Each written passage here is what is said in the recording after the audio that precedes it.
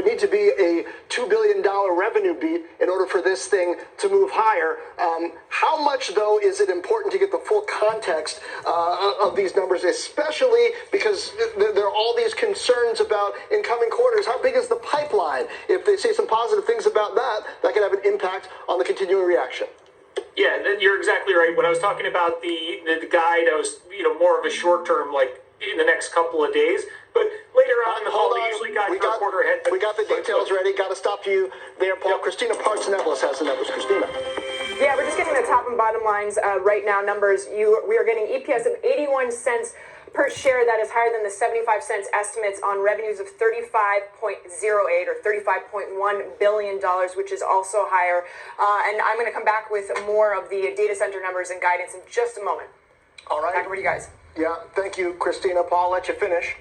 Yeah, so I think, in the call, hopefully there'll be more clarity on looking ahead to next year. What's the Blackwell production going to be? We know demand is there. Whatever they can make, they'll will be bought. But it's a matter of production and how much they can get out the door. So that's more of a longer term. But for the short term, it's the revenues, and I think it was just slight of a $2 billion beat. So that's for what the stock has reported relative to expectations. That's not really that impressive compared to what they've done.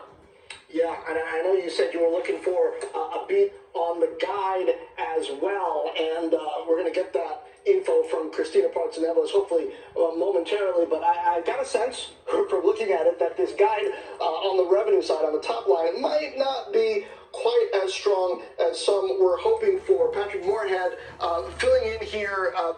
The data center revenue came in pretty darn strong here. Data center revenue, $30.8 billion. You mentioned that's really most of what you're concerned about here, right? It is. It's the number that matters for investors, and it's where their stratospheric growth is coming from. And like I said, they came in and they beat, but narrower than they typically did. And now everything rides on this guide. And if there's any challenges with the guide, then there needs to be some explanation on the H series to the Blackwell series, and the market will react. I agree completely with the speakers talking about if they didn't beat by a mile, then the stock's going to go down, right? And that we saw very similar characteristics. There was a little bit of spooking on the Blackwell silicon issue, but once the market chewed through that and got through the call, everything went up and to the right. Patrick, we've got more metrics to bring our viewers.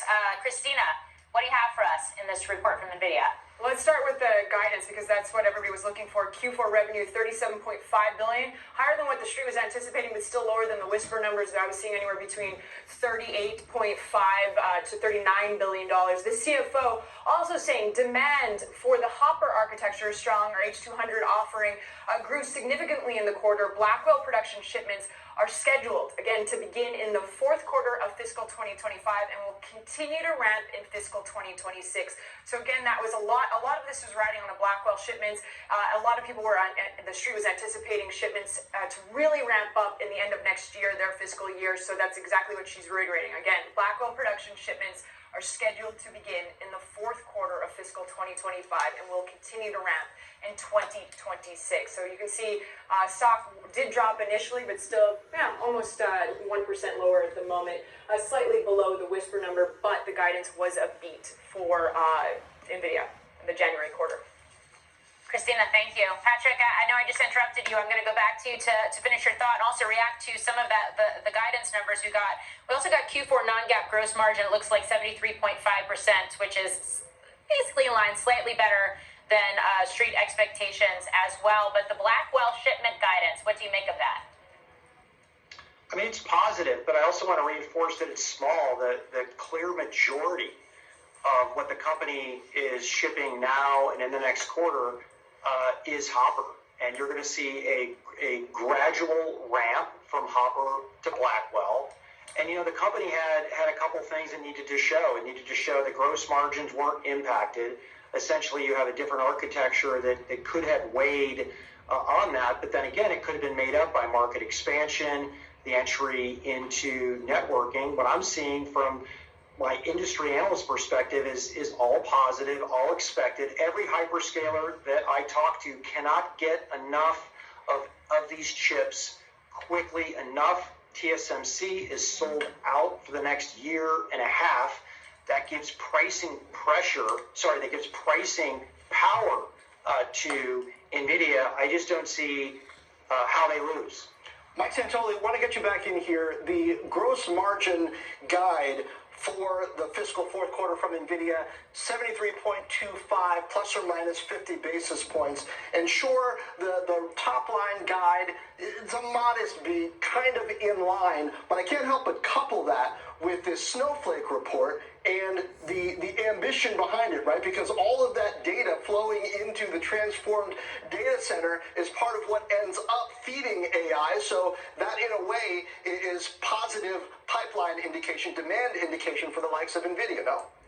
I mean, obviously, directionally it is. I think it's kind of remarkable that we're slicing it so thin in terms of, what's been guided in a quarter that's, already a few weeks old, and just shows you again how the tight tolerances of how this stock has come into this number. I do find it interesting. Pretty minimal movements. The winners initially on the reflex are the sellers of all those juiced options that were implying an 8% move. That could change. You've no doubt on the call. There's going to be a lot of big picture bullishness. The mission is not yet complete. We're going up and away. But I do find it interesting that initial little sell-off attempt was bought. So a lot of jockeying and a lot of people really, it's the machines fighting each other over small increments of near-term guides. I'm interested to see if you get it fleshed out in terms of, through next year and what they're seeing, so that somebody can make a more coherent fundamental case. Okay, I want to get back to Christina Parts-Neveles for more from this report. Yeah, the CFO commentary is on the website right now, and there's a line that really stood out. Both Hopper and Blackwell systems, those are their two iterations of the GPUs, have certain supply constraints, and the demand for Blackwell, that's the latest iteration, is expected to exceed supply for several quarters in fiscal 2026. So that's a warning right there that supply is still going to be constrained for several quarters. We still don't know if that's going to mean a push out or any delays, but to me that sounds like a warning, possibly too why you're seeing this movement downwards for the stock. Guys? All right. Christina, thank you. And shares are down about 3% right now, but bouncing around, as you can see right there on your screen. Paul, I want to get your reaction to everything we've just heard in this report, including the fact that demand is outpacing supply. We knew that was a dynamic, and it sounds like it continues. Yeah, I mean, it's pretty incredible that the company is raised guidance by, $500 million, and that's disappointing. But it just goes to show you how strong this stock has been. I mean, they've routinely raised guidance by closer to $2 billion or $1 billion or more. So this it's short. And I think to what Mike was saying earlier, maybe the reason the stock isn't down more on that marginal, revenue guide higher is the fact that it hasn't done anything in 5 months. It's basically right where it was 5 months ago. So it has had some time to, rest, so to speak, and, let the market catch up with it. And got to keep in mind, of course, we're also expecting a new platform from them pretty much every year. So there is that. Paul, Patrick, thanks for joining us. Mike, see you in a bit. Up next, much more reaction to Nvidia's quarterly results. D.A. Davidson's Gil Luria, who's one of the few analysts on Wall Street without a buy rating on the name, is going to join us with his first take on the numbers. And later, NYU's Dean Evaluation